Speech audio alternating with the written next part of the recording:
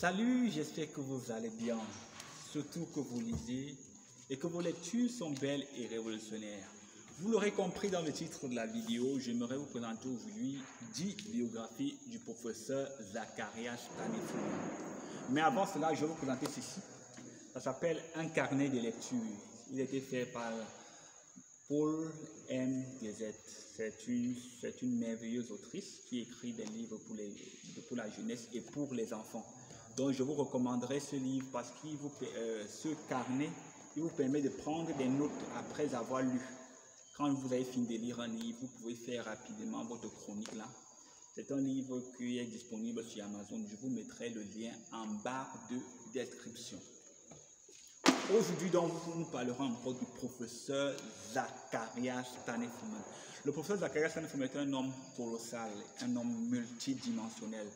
Et beaucoup de biographies ont été écrites, vont être écrites et sont en train d'être écrites à son sujet. Je vais vous présenter dans cette première vidéo 10 biographies du professeur Zacharias Staniflu que j'ai lues. Ce ne sont pas les seuls, mais voilà les 10 premières que je vais vous présenter. La première, c'est de ses lèvres, une collection de notes autobiographiques, c'est-à-dire des choses que le professeur Fumon lui-même a dit sur sa propre personne.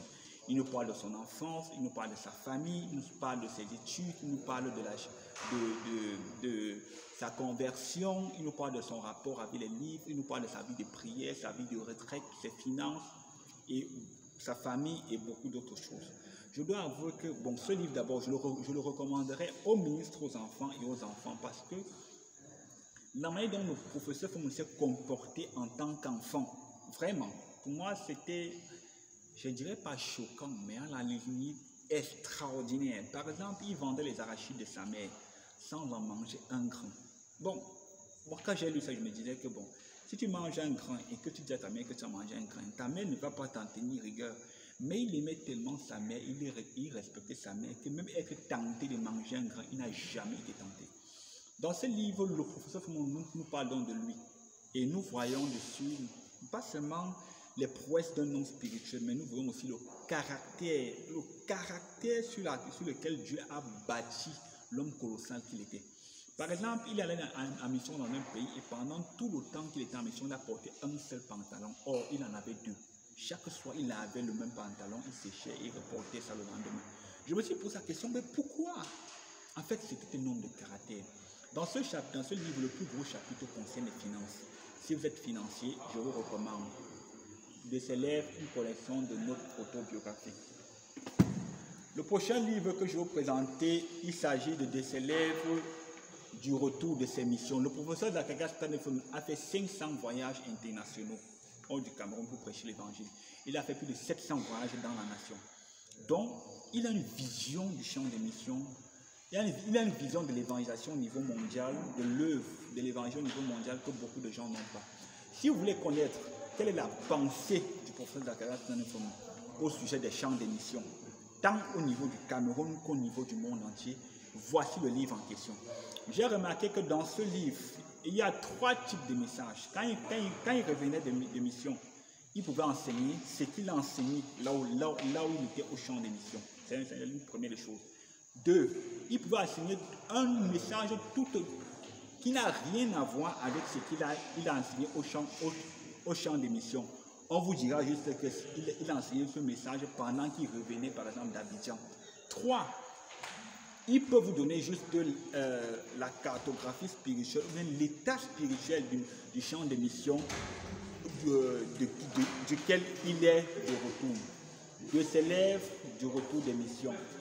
Un livre que je recommande à tout missionnaire de la communauté missionnaire chrétienne internationale et même à tout missionnaire à travers le monde. Le troisième livre que vous présentez, c'est L'autorité et la puissance de sa vie. Le professeur Fumon avait développé une vie d'autorité. Il pouvait dire à certains aux démons, sortez. Il pouvait renverser les principautés.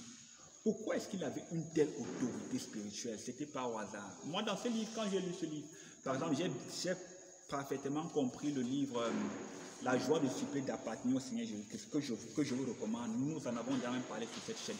Le professeur nous dit par exemple que sa séparation du commun, c'était parce qu'il voulait ressusciter les morts.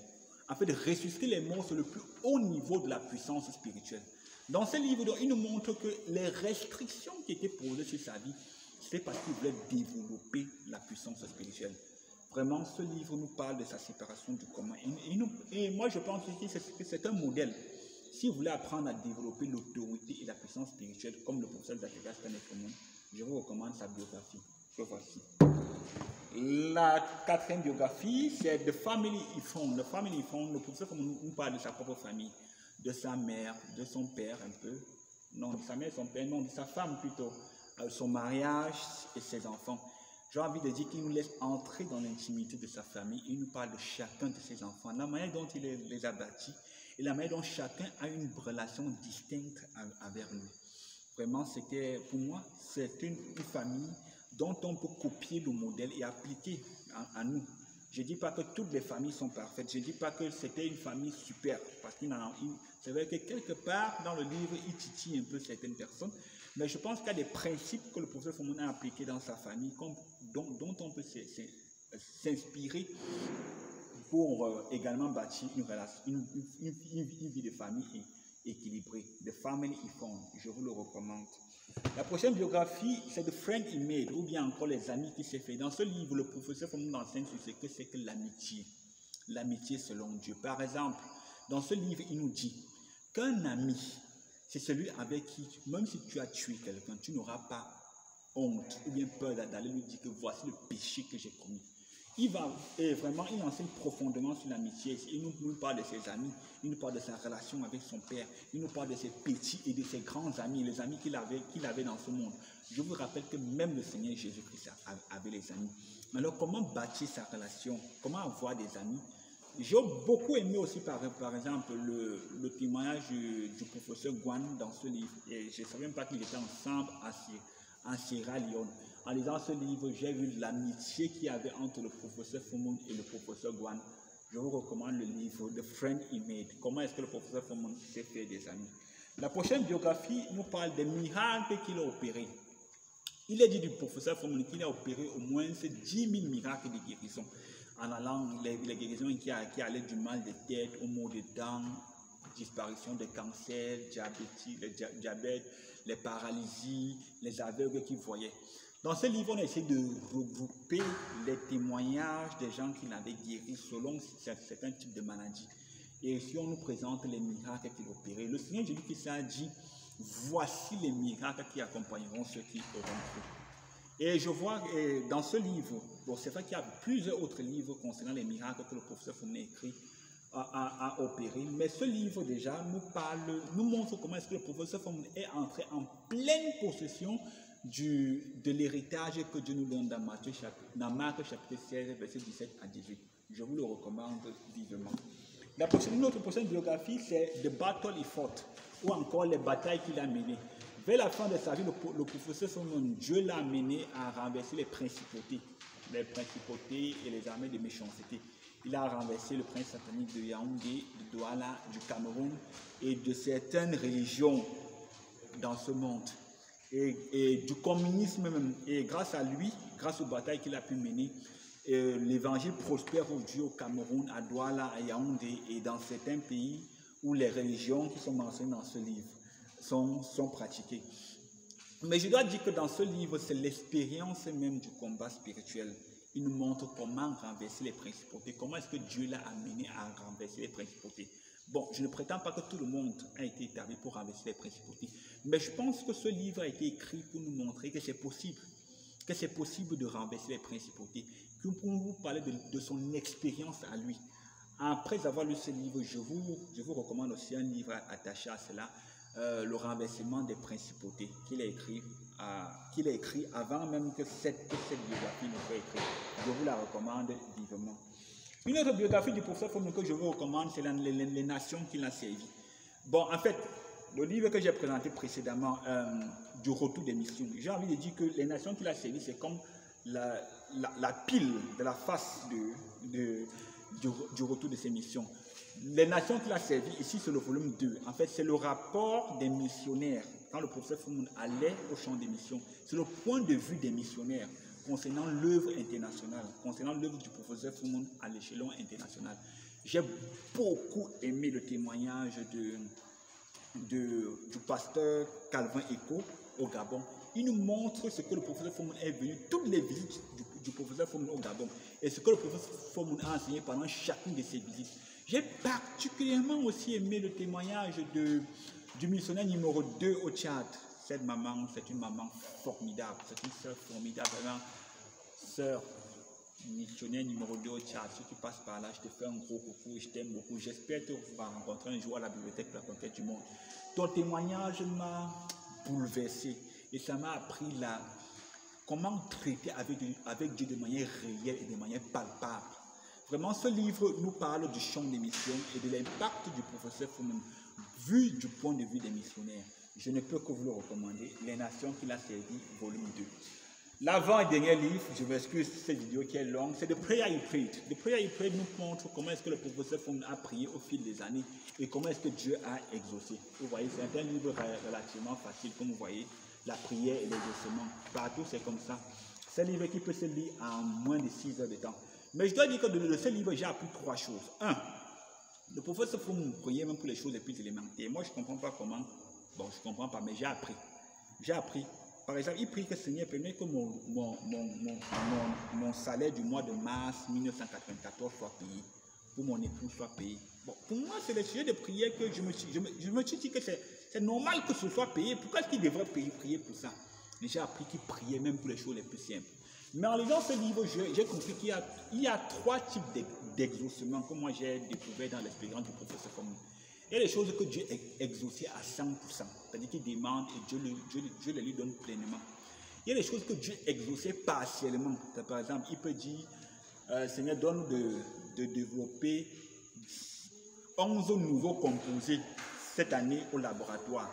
Dieu leur permet de développer 7, par exemple. Là, c'est un exaucement partiel, mais Dieu a exaucé. Il y a des exaucements où Dieu donnait des choses totalement différentes de ce qu'il avait demandé. Je pense qu'il y a un exaucement comme il voulait que son fils Stephen, oui c'était Stephen, non John, aille poursuivre ses études aux États-Unis. Mais Dieu a plutôt voulu qu'il aille poursuivre ses études en Ouganda. Il voulait que Stephen fasse la chimie, je sais pas, synthétique ou organique. Dieu l'a plutôt conduit à faire une autre forme de chimie. Donc ce sont j'ai appris de ce livre ces 3 types d'exaucement. Dieu exauce complètement, Dieu exauce partiellement, mais il a exaucé. Ou bien Dieu te donne une chose totalement autre que ce que tu as demandé. The Prayer He Prayed, l'avant-dernière biographie que je vous recommande. La dernière donc, c'est The Fruit of His Life. En fait, The Fruit of His Life parle des différentes théophanies, c'est-à-dire que des rencontres du professeur Fomoun avec Dieu. Il y a des fois que Dieu l'a apparu, Dieu le Père. Il y a des fois que Dieu le Fils l'a apparu. Il y a des fois que c'est Dieu le Saint-Esprit. Son expérience avec Dieu le Père, Dieu le Fils et Dieu le Saint-Esprit, il les a mis dans ce livre. Et dans la deuxième partie de son livre, il nous parle même des visitations des anges qu'il a eues. Et dans la deuxième partie du livre, il nous montre comment il a donné à Dieu ses dons sacrificiels. Il est arrivé jusqu'au niveau où il pouvait prier et Dieu lui donnait directement les billets d'argent du ciel. Ça, ce sont des expériences vraiment spirituelles. C'est-à-dire que ce n'était pas un argent qu'un homme donnait. L'argent apparaissait. C'était à ce niveau qu'il était avec Dieu. Mais en lisant ce livre, on ressort de cette lecture avec un cri de cœur. 1. Seigneur, donne-moi d'entrer aussi dans des expériences spirituelles comme le professeur Fomoun. C'est la première des choses. 2. On ressort de ce livre avec un cri de cœur. Seigneur, donne-moi de te donner comme lui. Il a tellement donné 100% de tous ses revenus, 100% de tous ses galaxies 6. Il n'avait plus rien pour vivre. Au fond, Dieu est obligé de lui donner directement l'argent du ciel. Et il est arrivé au niveau où il a donné jusqu'à 92% de cet argent que Dieu lui donnait directement du ciel. Le professeur Fomoun, c'était vraiment un homme exceptionnel. The Fruit of His Life. Cette vidéo a vraiment été longue. Je m'excuse pour la longueur, mais je voulais vous présenter vraiment les 10 biographies du professeur Zacharias Stanley Fomoun. Merci de nous avoir écoutés. Rendez-vous dans la semaine prochaine pour une nouvelle vidéo. En attendant, que le Seigneur nous bénisse et surtout que vos lectures soient belles et révolutionnaires. Merci.